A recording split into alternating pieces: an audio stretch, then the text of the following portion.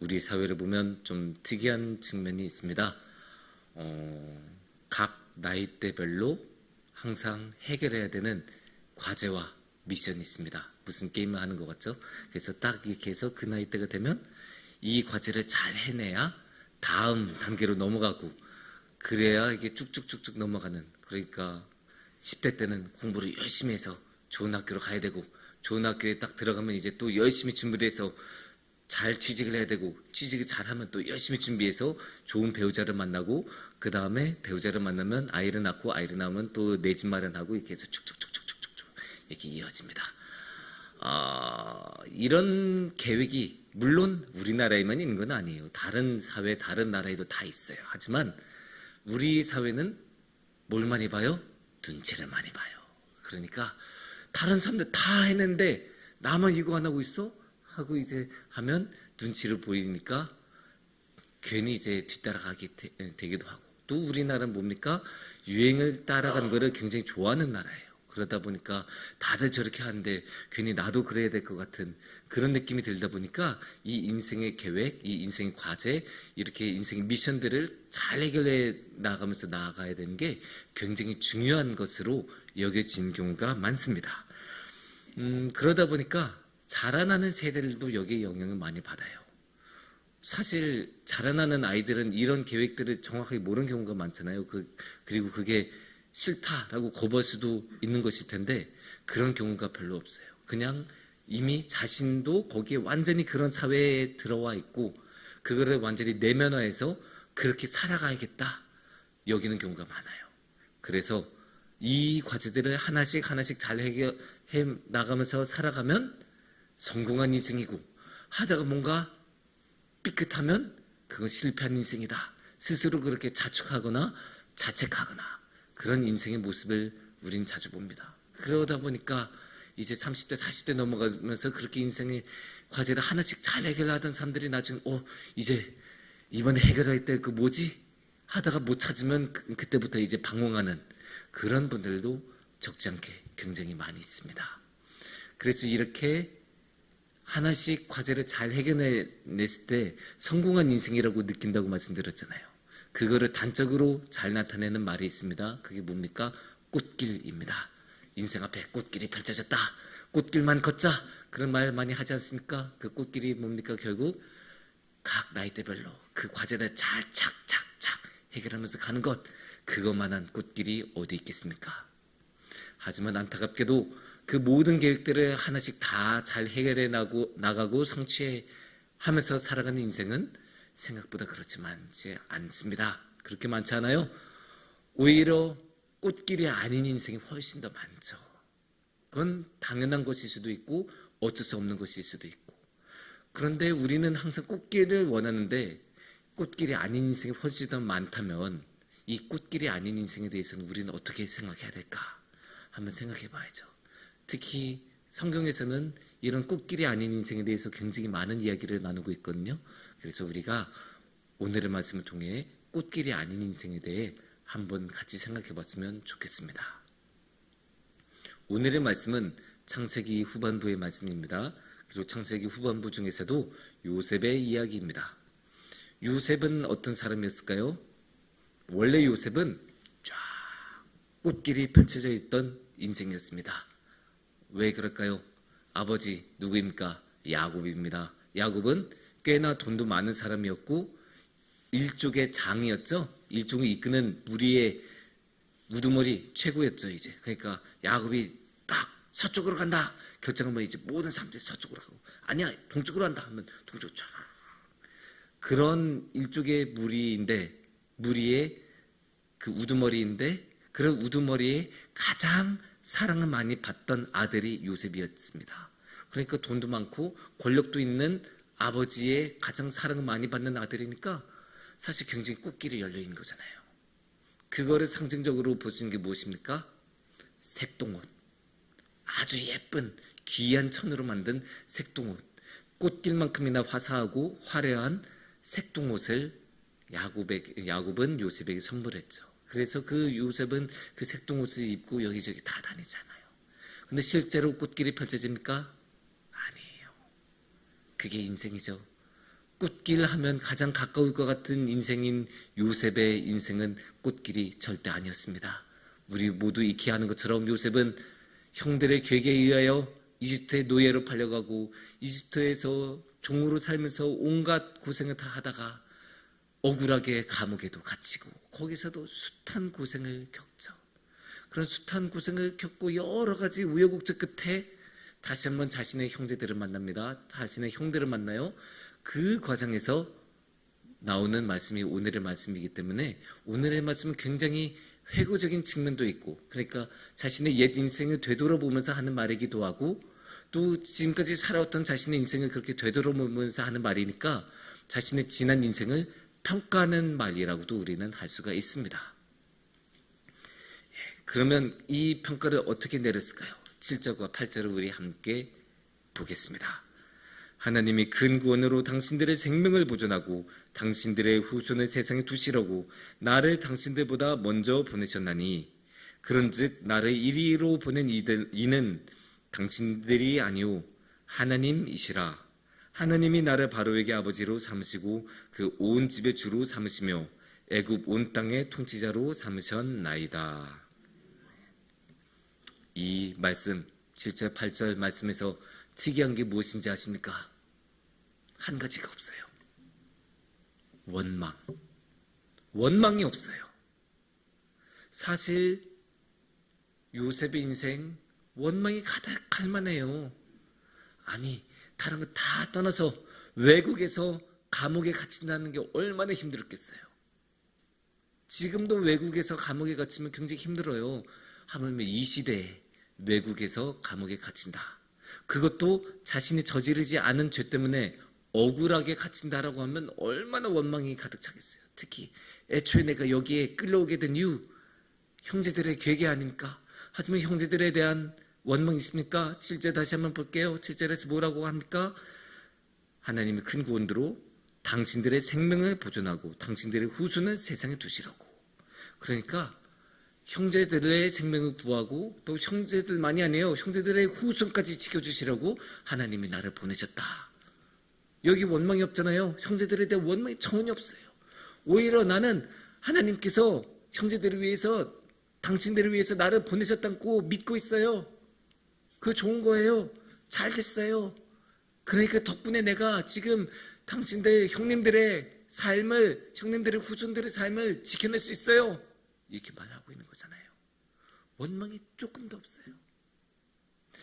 또 이제 감옥에 갇혀 있으면 형제들이 아니고 또 누구에 대한 원망이 생길 수도 있어요. 당연히 하나님. 우리는 하나님이 우리의 인생 전체를 이끄시고 관장하신다고 믿고 있잖아요. 그러니까 당연히 그게 당연한 건데, 그럼 당연히 인생 전체를 이끄신 하나님이 왜 나를 감옥에 집어넣으셨을까? 어떻게 하나님이 나한테 이랬을 수 있으신가? 화를 내고 원망할 수 있는데, 8절 말씀을 다시 한번 보겠습니다. 나를 이리로 보낸 이는 당신들이 아니오 하나님이시라. 하나님이 나를 바로에게 아버지로 삼으시고 그 온 집의 주로 삼으시며 애굽 온 땅의 통치자로 삼으셨나이다. 여기에 원망이 있습니까? 아니에요. 원망이 없어요. 원망 대신에 뭐가 있습니까? 하나님 덕분에 내가 지금 이집트에 이렇게 자리를 잘 잡고 뭐가 됐어요? 이집트의 통치자가 되었습니다. 라고 말을 하고 있잖아요. 그러니까 이 어간을 읽으면 원망 대신에 뭐가 있다고 봐야 돼요? 감사가 있는 거예요.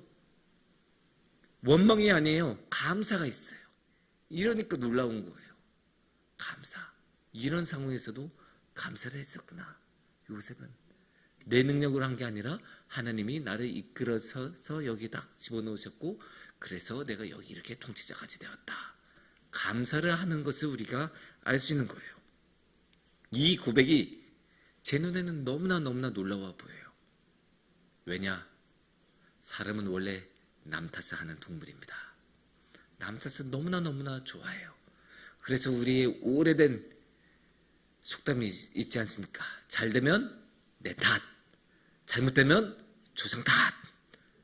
무조건 남 탓이에요. 우리 유명한 우리 겸비 형제 나이 들면 모두 다 알만한 게임 리그 오브 레전드 롤 5명이서 하는 게임이죠. 무조건 남 탓해요. 5명이서 게임하다가 지잖아요. 누구 이제 정치질에서 누가 잘못했는지 5명 중에 하나 딱 인민재판에서 네 탓이야. 무조건 들어가요. 무조건 남 탓하는 게 사람의 본성이에요. 거의 이제 자기가 잘못했어도 남에게 책임을 전가하는 게 인간의 본성이고 어디서나 그거는 일어나요. 무조건 일어나요.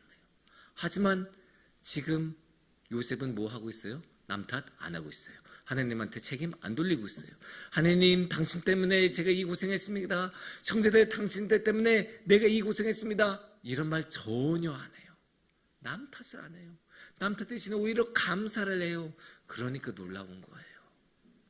남 탓을 안 하고 오히려 이렇게 하나님이 어떻게 나의 삶을 이렇게 인도하셨을까? 오히려 감탄하는 거이고 또 이렇게 감탄하고 감사를 하고 있잖아요. 이 감사를 할 수 있는 이유가 뭐이겠어요? 요셉은 하나님에 대한 신뢰가 있기 때문이에요. 하나님이 내 인생을 끝까지 이끌어 주신다는 신뢰, 내 인생이 여기 이 감옥으로 끝나지 않을 것이라는 믿음, 하나님께서는 어쨌든 내 인생을 붙드시고 나를 지켜주시는 분이시라는 그 신뢰가 굳건하게 있었기 때문에 요셉은 흔들리지 않고 그 어두운 곳에서 끝까지 버티고 하나님을 향해 나아갈 수 있었습니다. 우리가 이런 이야기를 좀 한번 해볼 수 있을 것 같아요. 우리들 모두 지금 이 자리에 계신 분들, 우리 성도님들 모두 각기 다 다른 인생을 살고 계신 분들이지만 우리 모두 다 공통점이 있어요. 물론 여러 가지 공통점인데 그 중에 하나, 우리 모두 지금 뭐 하고 있어요? 옷을 입고 있어요. 당연히 옷을 입고 살아가요. 옷 안 입고 살아가는 사람은 없어요. 물론 집안에서는 안 입을 수는 있는데 집 밖에서는 다들 옷을 입고 살아가는 게 표준이고 당연하고 정석이에요. 그러면 이 옷을 우리가 어떻게 마련합니까? 옛날이야 옷을 직접 만들기도 했는데 지금은 더 이상 우리가 옷을 직접 만드는 거는 굉장히 드문 경우죠. 우리는 대부분 옷을 옷가게에 가서 사죠. 옷가게에 가서 이제 돈 주고 삽니다. 그렇게 사는 옷들은 대부분 어떤 옷이에요? 이미 만들어진 옷이죠. 기성복이라고 하죠. 보통 기성복. 그래서 이미 사이즈도 다 나와 있고 색상도 다 나와 있고 디자인도 다 나와 있는 그런 기성복을 우리는 주로 사는 거예요. 그런 것을 사서 입어요. 그래서 우리의 인생은 어쩌면 이런 기성복하고 비슷하다고 할 수도 있어요. 왜냐? 아까 처음에 서두에서 말씀드린 것처럼 우리 인생들은 이미 과제들 해야 하는 것들이 쩍쩍쩍쩍쩍 다 이미 정해져 있잖아요. 그러니까 우리는 그런 이미 다 정해져 있는 인생, 이미 다 맞춰져 있는 옷을 입고 사는 것처럼 그런 다 맞춰져 있는 인생을 살아가는 거죠. 그래서 우리는 그렇게 다 계획이, 단계가, 과제가 정해져 있는 인생 중에서 가장 잘 풀리는 인생, 가장 좋은 품질의 인생을 원하는 거죠. 옷으로 치면 기성복인데 품질이 좋은 거. 뭐라고 합니까? 명품. 명품 기성복.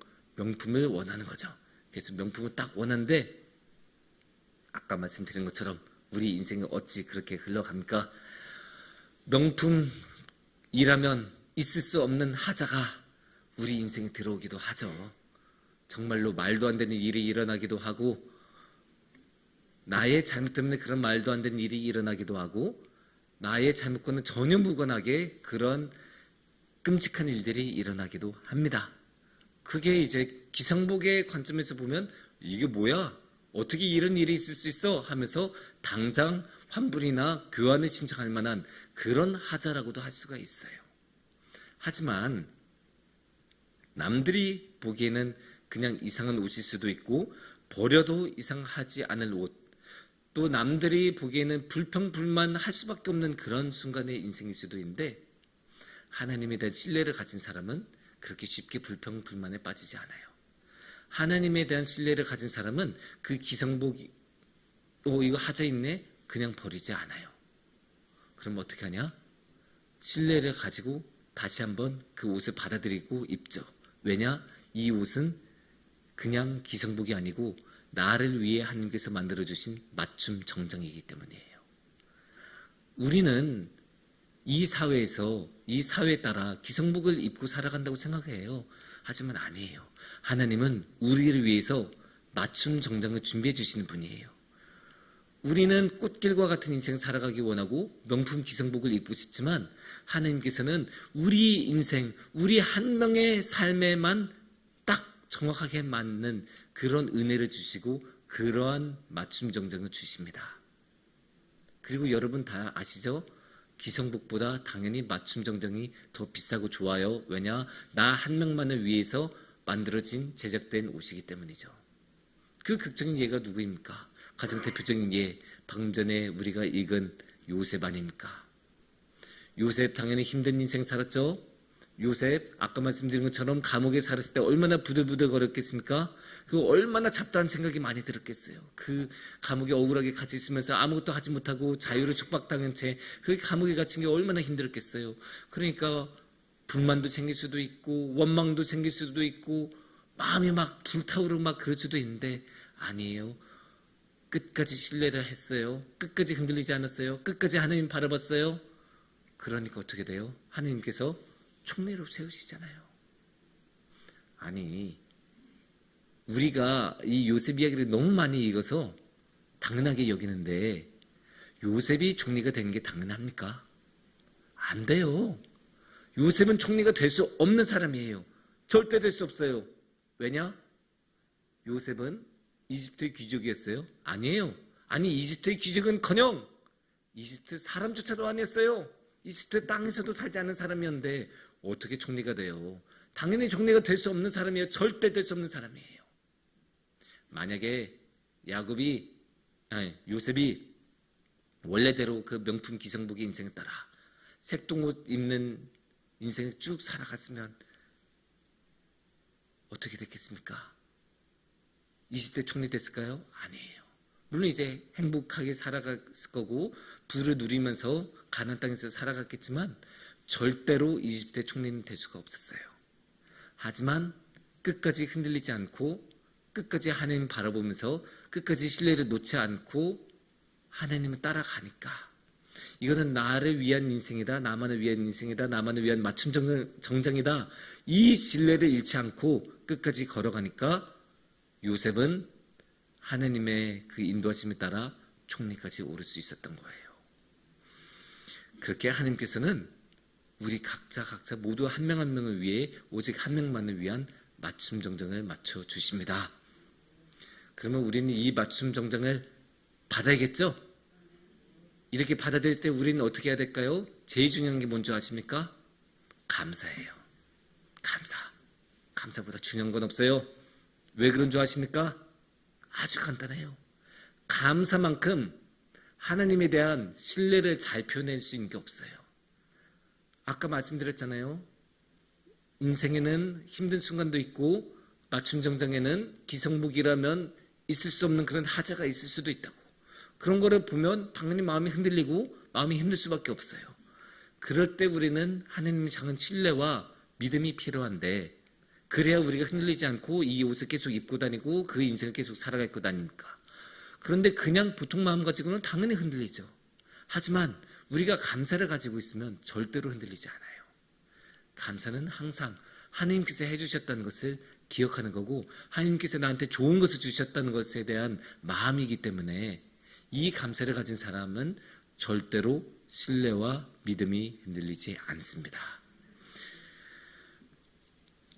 그래서 요셉도 그러한 신뢰와 믿음이 흔들리지 않는 모습을 보여줬잖아요. 요셉이 할 수 있었으면 우리도 할 수 있습니다. 그래서 우리도 그렇게 신뢰와 믿음을 가지고 감사하면서 맞춤 정장을 입고 나아갔으면 좋겠습니다. 사랑하는 성도님들, 우리는 인생에서 꽃길을 걷기를 원합니다. 하지만 안타깝게도 우리 모두에게 꽃길이 준비된 건 아닙니다. 꽃길을 걷지 못하는 인생이 훨씬 더 많습니다. 그럴 때마다 우리의 마음은 너무나 상처받기도 하고 힘들기도 합니다. 하지만 걱정하지 마십시오. 그렇게 꽃길이 아니라고 하더라도 하나님은 우리를 사랑하시고 하나님은 우리를 지켜주시고 하나님은 우리를 이끌어 주십니다. 하나님은 그래서 우리 위해서 우리 인생에 딱 정확하게 맞는 우리 인생에 정확하게 필요한 맞춤 정장을 주십니다. 그래서 우리 모두 이 맞춤 정장을 감사함으로 받아들이고 그 맞춤 정장을 입고 우리 모두 하나님께 나아가는 성도님들이 되시기를 축원합니다. 함께 기도드리시겠습니다.